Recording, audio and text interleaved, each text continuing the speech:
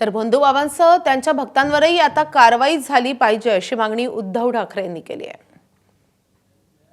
आणखीन किती खालच्या पातळीपर्यंत आपण महाराष्ट्र मिळणार आहोत आणि महाराष्ट्रामध्ये जादूटोणा विरोधी हा कायदा आहे, पण त्या कायद्याचं पालन करणारेच जर का त्या अशा भोंदूबाबांच्या नादी लागणार असतील तर त्या भोंदूबाबांबरोबर त्यांच्या भोंदू भक्तांवरती सुद्धा कारवाई झाली पाहिजे. जे राजकारणामधले दिसत आहेत त्यांच्यावरती सुद्धा कारवाई झाली पाहिजे. तर आपण महाराष्ट्रामध्ये एक त्याला आधुनिक म्हणू की ज्यांचं काही कर्तृत्व नाही, कर्तृत्व शून्य नेते किंवा पुढारी आहेत, त्यांना असे मार्ग अवलंबावे लागतात. त्यांना अशा या ज्या काही भाकड कथा आहेत किंवा भोंदूगिरी आहे त्याचा आसरा एवढ्यासाठी घ्यावा लागतो कारण ते स्वतः भाकड आणि भोंदू आहेत.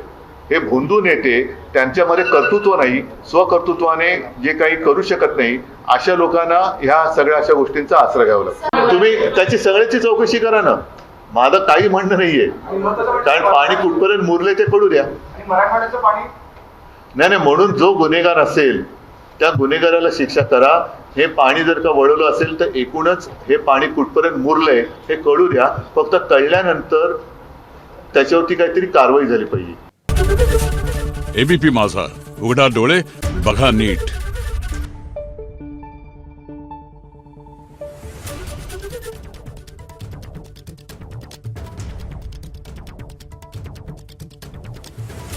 Thank you.